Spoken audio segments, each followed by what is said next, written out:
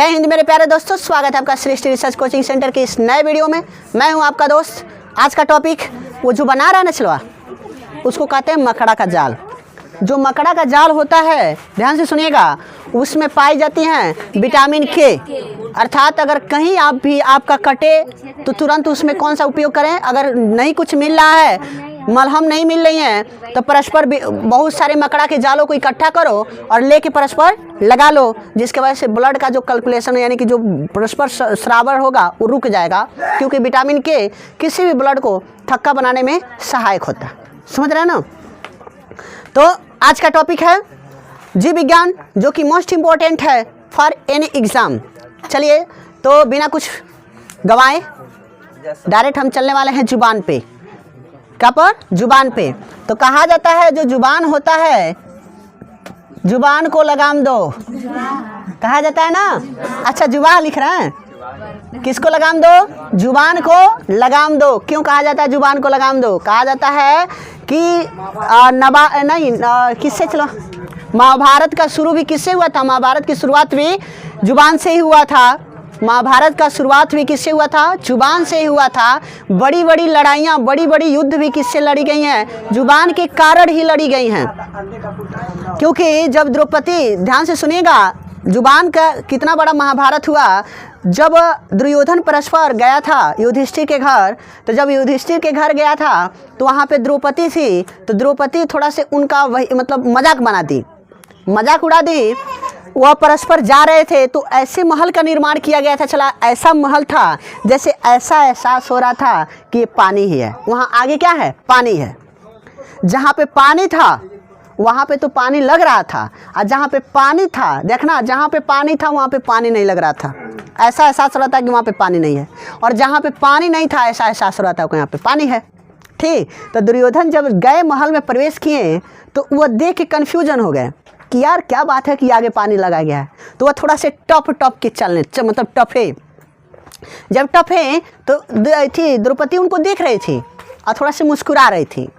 आज जहाँ पानी था चलवा, वहाँ उनको टपना चाहिए था, लेकिन वहाँ नहीं टपे, तो थोड़ा सा वहाँ पे फिसल गए, गिर गए। तो उनकी जुबान से मात्र एक शब्द निकला था कि अंधा का बेटा अंधा होता है। अंधा का बेटा क्या होता है? अंधा होता है। मात्र इसी बात का हम किसकी बात कर रहे थे? अंधा का बेटा अंधा होता है। यही बात कहा जाता है चलवा कि कोई ऐसी बातें होती हैं जो दिल पे लग जाती हैं, और दिल पे लगा हुआ चीज़ जल्दी मिटता नहीं है। यही कारण है कि दुर्योधन को ये बात लग गया था। यह अपमान उसको जहन, मतलब जहन में घुस जाना, उसके जहन में घुस गया था। यही कारण है कि दुर्योधन, सोच लो कि पूरे महाभारत करवाने का सबसे बड़ा जड़ था उस जुबान को लेकर कि अंधा का बेटा क्या होता है? अंधा होता है। तो कभी अपने जुबान का इतना सुव्यवस्थित प्रयोग करें, ऐसे ढंग से प्रयोग करें, क्योंकि माना जाता है कि महिलाएं जो होती हैं वह सबसे बड़ा मार पीट खाली एक महिला, एक महिला है वहाँ पर, एक महिला यहाँ पर, ओके ओकरे वो एकरे में कब्बो झगड़ा ना भइलो है चलवा, बस बोल टोल भइलो है, खाली महिलाएं देख के बस शाम में लाठा लठुअल शुरू, कोई नहीं रोक पाएगा। बस ये शब्द आएगा कि काहे वो हमके देख के हौसला है। समझना चला? काहे हमके देख के हंसला है, हम कुछ नहीं जानते नहीं, वो हमके देख के हंसला काहे हो गया। समझ गए चलो, बस और कुछ नहीं जानेगी, बस इतना बता दो कि काहे देख के हंसला है। समझ गए ना बाबू? ऐसे होता है। तो आप लोग एक थोड़े से, अब उम्र आपका बढ़ता गया है, ज़्यादा उम्रदार हो गए हैं, और उम्र की बात छोड़ दो, आपका मतलब सब कह सकते हैं कि सिचुएशन भी ऐसा हो गया चला कि हम आप लोग से यही कहेंगे कि कभी भी अपनी जुबान का इस्तेमाल उस जगह करो और कभी सोच समझ के करो, क्योंकि कहा जाता है कि कमान से निकला हुआ तीर और जुबान से निकला हुआ बाणी कभी वापस नहीं आता है। तो कोई भी शब्द बोलो तो तौल के बोलो। अब किलो तरजुई न ले लिया लो। तौल के बोलने का मतलब ये है कि हम इनसे कैसे बात करें। कई बच्चों को ये देखते हैं कि ब्रिजेश जो है, इसको कहते हैं सबकी, तुम ही जाओ ना, तुम ही करो ना। 9th वाले बच्चे बहुत बोलते हो यार, कम से कम ये सोचो कि ये सीनियर है, भले से तुम उम्र का क्या है तो क्या है, लेकिन ये क्या है? सीनियर है। इसलिए इसको सम्मान की दृष्टि से देखो। भैया बोलो, भैया जी बोलो, ठीक है ना चलवा? अब भैया जी का मतलब वो नहीं कि जो ढिचू वाला, वो भैया जी नहीं, मतलब सम्मान वाला भैया। समझ में आया ना? तो चलिए जुबान शुरू करते हैं। जुबान ही एक ऐसा चीज़ है जो मरवाता है और मार खिलवाता है। कहा जाता है ज़्यादा बोलोगे तो कुटाओगे और ज़्यादा कम बोलोगे तो भी कुटाओगे, ठीक है ना। चला, तो कहा जाता है कि न अति का भला न बोलना, अति का भला न छूप, अति का भला न छाँव, न अति का भला धूप। अति का बोलना के लिए क्या होता है? हानिकारक होता है। कम बोलना भी स्वास्थ्य के लिए क्या होता है? हानिकारक होता है। ज़्यादा छाँव भी स्वास्थ्य के लिए हानिकारक होता है और ज़्यादा धूप भी स्वास्थ्य के लिए क्या होता है? हानिकारक होता है। इसलिए कहा जाता है धूप हानिकारक क्यों नहीं होगा चलवा? अगर हम कहें चलवा कि चैता वाला धूप जान ही रहे हो चलवा, कितना तगड़ा लगता है। चैते में खड़ा कर दे 1 घंटा दोपहरिया में, क्या हाल होगा?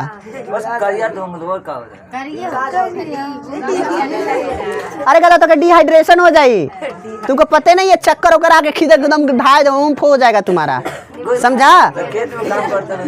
देखो चलवा, जो खेत में काम करते हैं लोग, अब शहरी वाला को ले लो ना, कहना भैया चलो हमारे खेते में थोड़ा सा 2 घंटा काम बतनी घाम रह जाइए, तू रहेगा? कहेगा भैया हाई 50,000 ले लो, हम ना करीब। क्यों चलवा? क्योंकि वो जानता है कि धूप क्या होता है। जो किसान होते हैं ना बाबू, वह शुरू से ही किसानी करते हैं, अर्थात धूप, जाड़ा, बरसात सहने की उनकी क्षमता हो गई रहती है। और उन लोग के पास धूप, जाड़ा, बरसात सहने की क्षमता नहीं होती है। गाना खाली सुन लियो कि जो तेरी धूप लगी है तो मैं छाँव बन जावा, तो वो मत सुनने लगे जो तेरी धूप बनी है तो मैं छाँव बन जाना। जुबान की बात कर रहे हैं, किसका बात कर रहे हैं? जुबान जो होता है चलवा, यह पूर्णतः किसका बना होता है? मांसपेशियों का। यानी कि जुबान का निर्माण किससे होता है?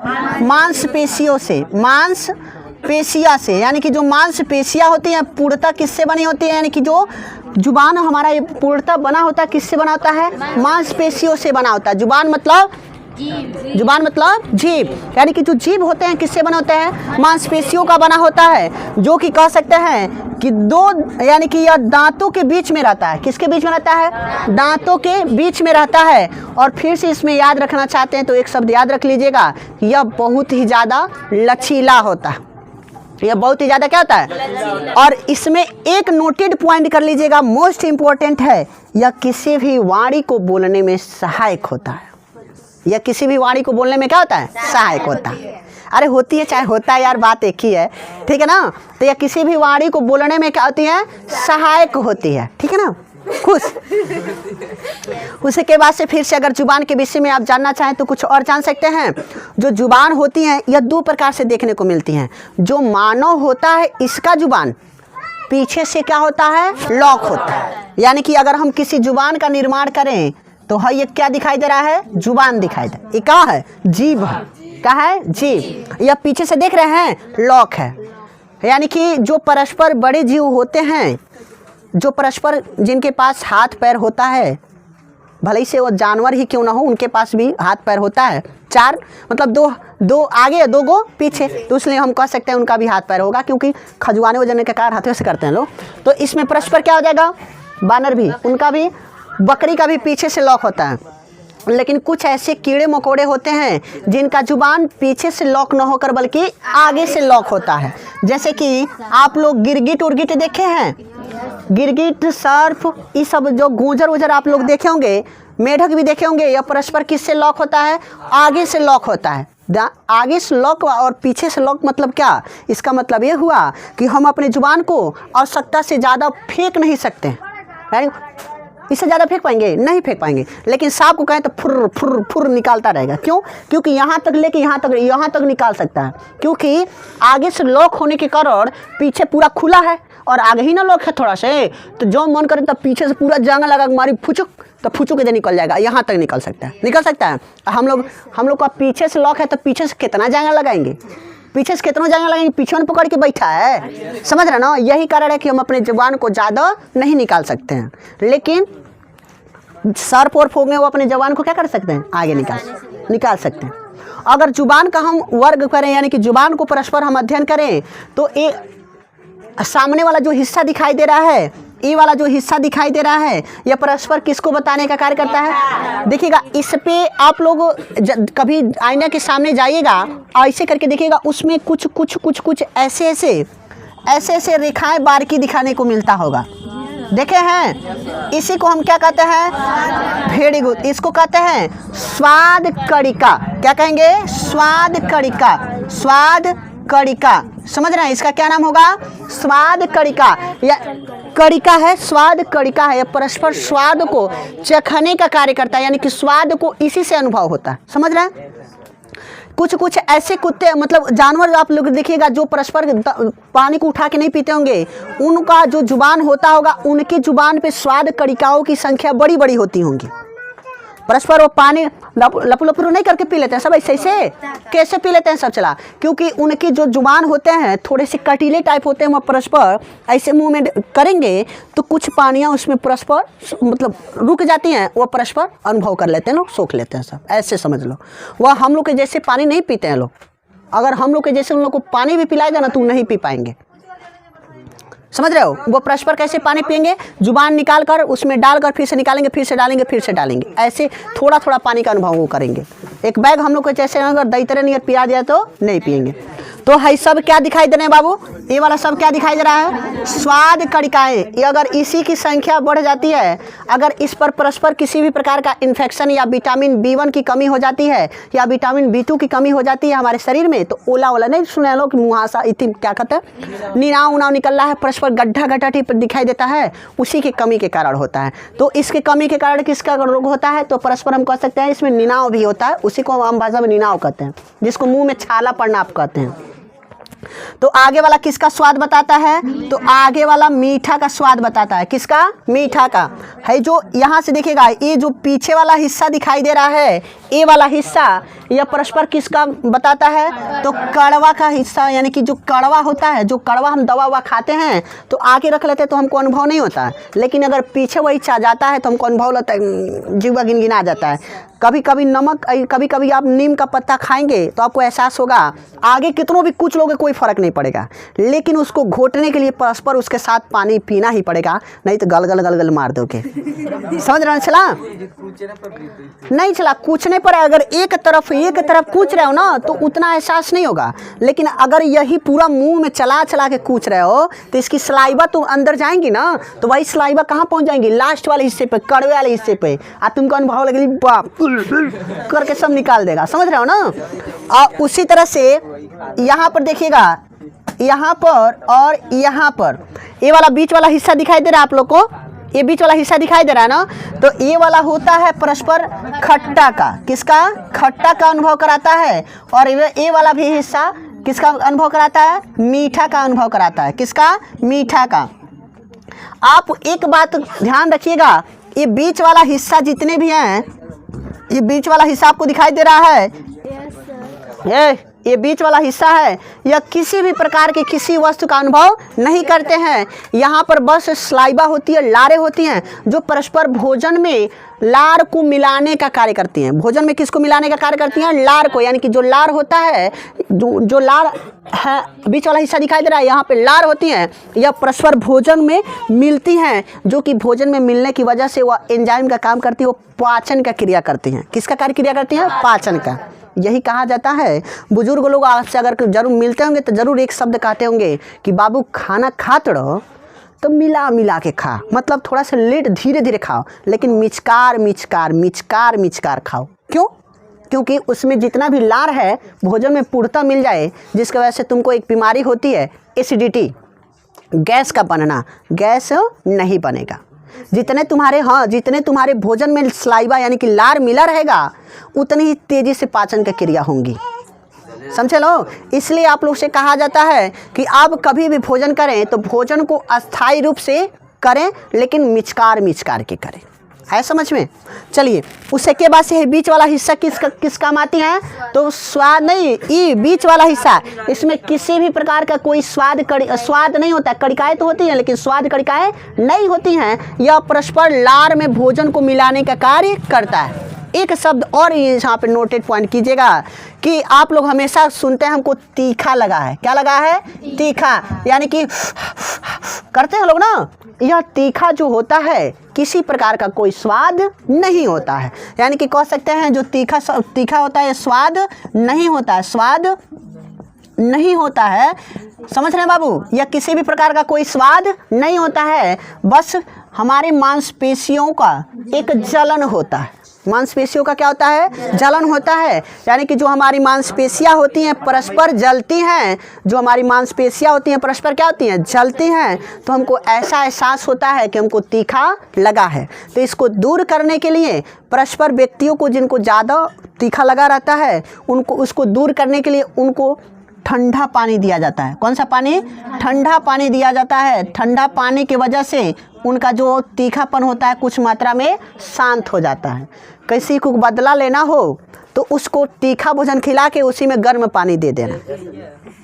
कह देगा कि आज तक इससे बड़ा दुश्मन हमारा कहीं मिला नहीं था। समझ रहे हो ना चलवा? तो कोई दिक्कत नहीं है।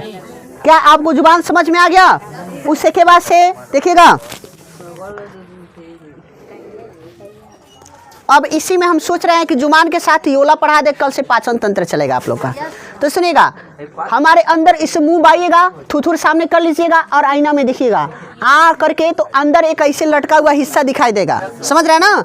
ऐसे क्या हुआ, लटका हुआ हिस्सा दिखाई देगा। उसी लटके हुए हिस्से को क्या कहते हैं, यूला कहते हैं। क्या कहते हैं बाबू, यूला। जो यूला परस्पर होता है या कह सकते हैं एक प्रकार का घाटी, इसी को क्या कहते हैं, घाटी कहते हैं। जो भोजन को करने यानी कि भोजन को रास्ता देने में सहायक होता है। जो घाटी आपको दिखाई दे रहा है, खांसी आपको ज़्यादा आता है तो कहते लोग घाटी दबवा लीजिए, कहते लोग ना।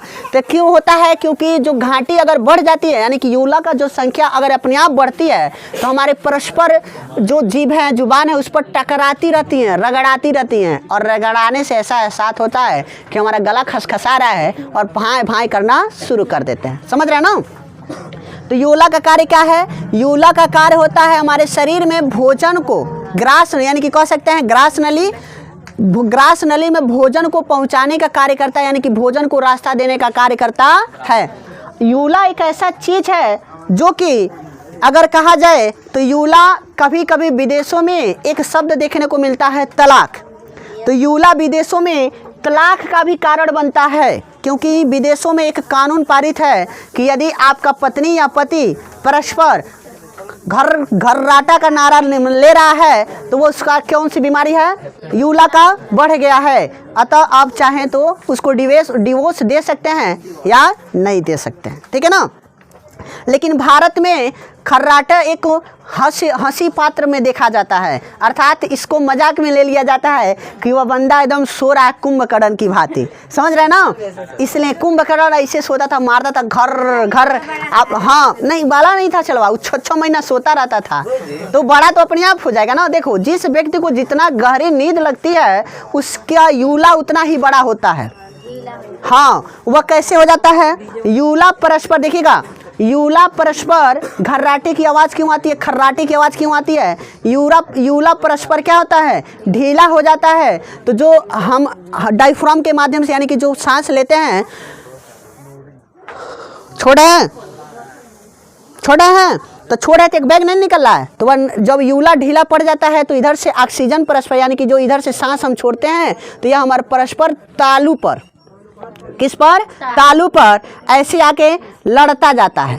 परस्पर क्या होता है, लड़ता है। तो ऐसा एहसास होता है कि हम क्या बन गए हैं, कुंभकर्ण बन गए हैं। समझ रहे हैं ना, क्या बन गए हैं, कुंभकर्ण। जब हम रह कर पढ़ते थे, जब हम बाहर रह के पढ़ते थे, एक जगह गए थे पढ़ने के लिए, तो वहाँ पर मेरा दोस्त था, बगल में सोया हुआ था एक दोस्त था। सोचो कि उस ससुरा खर्राटा का आवाज़ मारता था। हम एक व्यक्ति को सुने थे, हम बहुत छोटे थे, हम सुने थे ना कि अगर कोई किसी व्यक्ति को मिर्गी पकड़ ले तो जूता सुंघाना चाहिए, ठीक है ना। चलो, जूता क्या करना चाहिए, सुंघाना चाहिए। तो हम कभी खर्राटे का आवाज़ सुने नहीं थे। तो मेरे बगल में सोया हुआ था, हम डर गए, हम कहे इसको मिर्गी पकड़ लिया है, समझ गए। चला तो परस्पर क्या किए, गए देखे सामने थी रखा हुआ था जूता, तो जूता लेकर उसमें डोरी भी था, तो उसके नाक में पहना के उसको बांध दिए थे, ठीक है चलवा। तो हाँ ऐसे करके खींच के बांध दिए। और जब देखो, जब खींच के बांध दिए तो कुछ मात्रा में थोड़ा सी उसकी आवाज़ें कम हो गई, लेकिन फिर से रात में घर घर की आवाज़ हो गई। तो हम रात भर सोए नहीं, हम इस बात में टेंशन थे कि कहा जाता है जूता सुंघाने से मिर्गी दूर हो जाती है। तो हम इसको जूता भी सुंघा दिए, तो इसका मिर्गी क्यों नहीं जा रहा है। तो बाद में ये सर से अपने डिस्कशन किए, गुरु जी ऐसी सी बात है, और उसको मुंह में जूता बांध दिए थे, लेकिन फिर भी उसकी मिर्गी नहीं गई। तो हमको समझाए, पागल ऐसी बात नहीं है, वो मिर्गी नहीं था, वो कहते हैं उसको खर्राटा लेना। अर्थात जिस व्यक्ति को जितना ज़्यादा गहरी नींद लगती है उसको उतना ही अच्छा से क्या आता है, खर्राटे आते हैं। है समझ में? तो जूता बांध दिए थे। अरे यार देखो, वो इतनी गहरी में नींद लगेगा ना, चला ज़्यादा गहरा में नींद लगेगा तभी तुमको नींद नहीं खुलेगा, तभी तुम्हारा खर्राटा आएंगी। आज ज़्यादा नींद नहीं लग रहा था, तुम्हारा खर्राटा नहीं आएंगी। तो उसको ज़्यादा गहरा में नींद आके घर घर मार रहा था, तो हम डर गए थे ना। हम एक चीज़ से डर गए थे, हमको दो चीज़ डर लगा था, एक भूत को लेकर, वो इसको लेकर। हम जाने थे इसके ऊपर भूत आ गया, लेकिन ये भी सुने थे कि मिर्गी आता है तो इससे लोगों को जूता सुंघाया जाता है, तो इसलिए हम उसको जूता कहें कि काजन भूतवा नोक है, मिर्गिया चौड़ा लोग है, इसी की वजह से हम उसको सुना दिए। तो दोस्तों अगर वीडियो पसंद आए तो प्लीज़ वीडियो को लाइक करें, चैनल पर नए तो चैनल को सब्सक्राइब कर दें, बेल आइकन को ऑल पे प्रेस कर दें, अपने दोस्तों के साथ शेयर करना ना भूलें। मिलता है